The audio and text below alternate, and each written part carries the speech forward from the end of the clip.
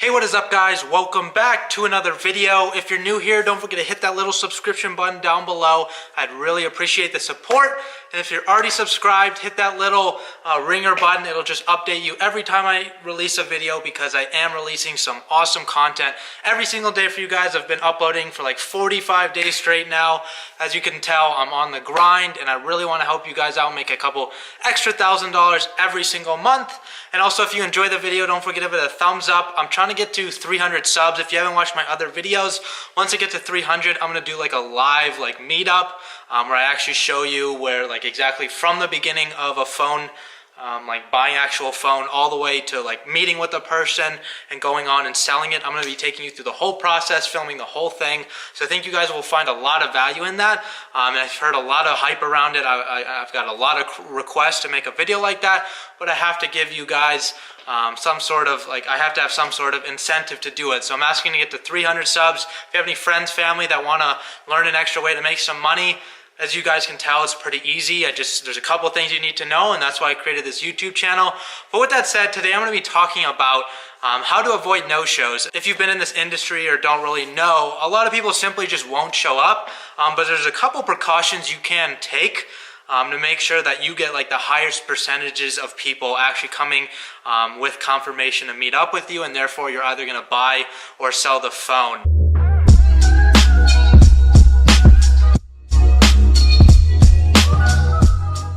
So the first and most important thing you guys should always kind of confirm is the exact location and time. When you've already negotiated, obviously the price is set. You're going to be asking and telling them what kind of time is available for them and for you, and figuring out a location. Usually it's about meeting about halfway, but again, in the later video, I'll show you a technique that I use to make sure that I don't go that far. But with that said, you always want to confirm that they know everything that's going to be going on in the meetup. So one, I confirm the time. They know exactly what it is. Obviously, you want to make it clear that it is today. You want to confirm the exact location. And for me, obviously, I always preach you don't want to meet by a car or anything like that. So I always make sure that they understand that I'm going to be inside the location. Meet me inside the carrier store. Meet me inside the McDonald's. You want verbal confirmation than that. And sometimes some people will get there and simply just say, I'm in my car. But most of the time, I always just say, I'm obviously inside.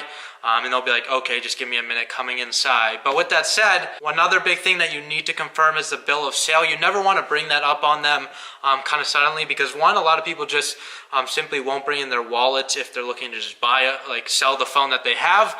So they won't have an ID on them, and that's obviously part of it. And two, you don't really want to throw anybody off and make it look schemy. You want to act as if you are a business, which we pretty much are, because that is why we get the bill of sale, to confirm the legal side of phone flipping.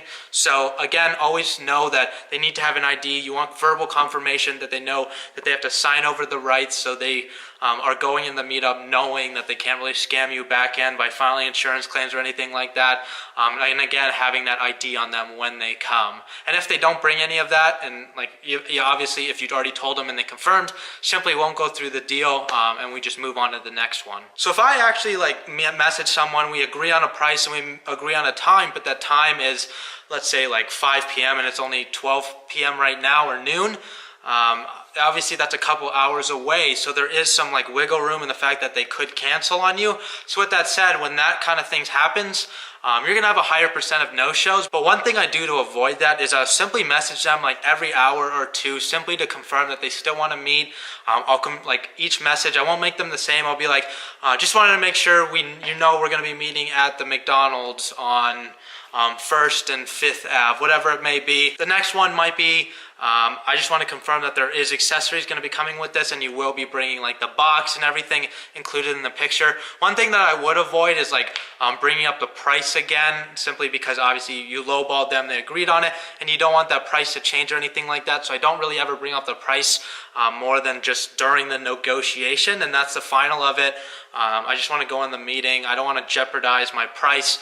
Have them thinking in those couple of hours, oh, maybe I should get more than that, or somebody else is coming with a higher price, but they might be farther away, but they're willing to actually take that other person because they are getting the higher price. So you do fall into that category and the possibility of a no-show if it's more than a couple hours. So if there's always a chance, I'll always try to preach if I'm available and if they're available to meet ASAP if we agree on a price, simply because I don't want other people coming in, and I want to avoid no-shows as much as possible. So the next scenario is obviously if you're messaging someone and they can meet right away. If they do that, one thing that so obviously I confirmed everything. They got the bill of sale, like they understood that. They understood the location, the exact time, meeting inside. I will always message them until they actually confirm that they have left their location. I will never leave until I know 100% that somebody is in the car driving to the location. And with that said, if you stuck around the video, I told you I'd tell you this pretty cool trick. But one thing that I always do, if you guys aren't doing this, you definitely need to. And the reason I literally meet 2.5 minutes away from my apartment, simply because I leverage the fact that one thing that I always say is like I'm out like 20-30 minutes farther than I actually am. So if I know their location, I'll usually ask them where they located. They'll give me a general area, and I'll pick a place. So I always meet at the certain McDonald's or the certain carrier store, or a couple of them around my town. So I obviously always those certain ones. And with that said, if I know their location, I'll give the exact location in a different direction, just so it looks like I'm coming halfway. If I just say I'm like near those locations, it looks a bit greedy. So one thing I always recommend is always asking them where they're located, so you can leverage the fact they don't need to know where you live. You can make it up. It just helps us, makes us waste less time, and therefore we're able to make more deals, not having to drive 20-30 minutes. And that's how I avoid having those long driving periods. I'll never meet more than like 10 minutes away.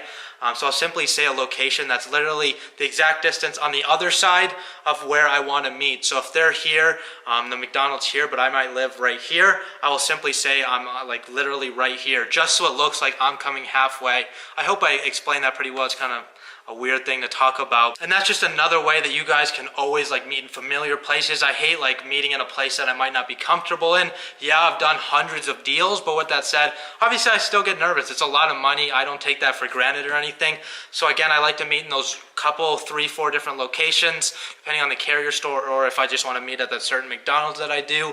I just want to meet in a familiar location. That's a great way to avoid no-shows as well, because they will leverage, you're able to leverage the fact that you are acting like you are the same distance from they are, so you're making the same commitment. And so worst case scenario, they're not going to show up. And if I'm like buying or selling a phone on OfferUp or Letgo, I will always kind of report them. It's something I don't want happening to somebody else. One of the options you can select on those apps is there was a no-show. I'll just explain the situation. You can write a little message after, but I hate for that to happen to anybody else. They wasted my time, so I'm going to jeopardize their relationship with the app because I don't appreciate that. But I'll only do that if they don't message me back. Like a lot of the time, some people will just say, hey, sorry, car broke down, which I usually know it's not that, but at least they message me. But that's worst case scenario. If they read my messages, obviously on OfferUp and like Facebook Marketplace, you can see if somebody like read your message. And if I say I'm here and they never come, I usually wait about like 10-15 minutes from there on, or else I'll just leave. I'll report them. I'd hate for that to happen to somebody else. We're trying to make this a good market, and weeding people out like that will definitely help me, not necessarily me, but the next person out there. Just kind of being good-hearted about it. We're in a familiar business. We have to be friendly, and we have to help out the community. But with all of that said, probably the one way you can avoid a no-show is to not sell locally. And I know that might be tough for you, and I never will like agree to this point in a sense that you should never sell locally, because again, that's like 60% of all my sales are local. But the one way you can't is just sell on like eBay or Mercari. You just have to go home after you purchase a phone, take a couple pictures, put it on the internet, you ship out. The only like travel that you necessarily have to do to sell the phone is going to the post office, and most of the time that's going to be pretty close to you. There's usually post office boxes everywhere you go. Especially if you already print the eBay label, which I always do. So if you really want to avoid meetups, use like those apps like eBay and Mercari. That's probably the one like actual tip I give today in terms of like physically not having to deal with meetups. That's the most realistic. But I hope you guys enjoyed the video. Just a couple things to think about with the no-shows. It's definitely stuff I've implemented over time and have learned. Obviously you can't perfect this like people not showing up. It's just human nature. People are going to screw you over. But with that said, If they don't show up, it's just part of business. Everybody has like consequences in like their business model. Have to deal with it. Just have to move on to the next one. Because you never know. Maybe I always believe everything happens for a reason, so it probably wouldn't have worked out anyway if they did show up. So with that said, I hope you guys enjoyed the video. Don't forget to give it a thumbs up if you enjoyed. Give it a thumbs down if you dislike it. I don't give a damn. But with that said, hit that little subscription button down below. I'd appreciate the support. Help me get to 300 subs. I'd really want to get there so I can release that video to you guys. It was honestly, it is a learning experience for me, just filming, getting out of my comfort zone. So that was pretty cool to like put myself out there more on this channel. So I'm still working on trying to find the perfect meetup for you guys. But let's get to 300 so I can release that as soon as possible. But with that said, have a great Tuesday, and I'll see you tomorrow in the next video.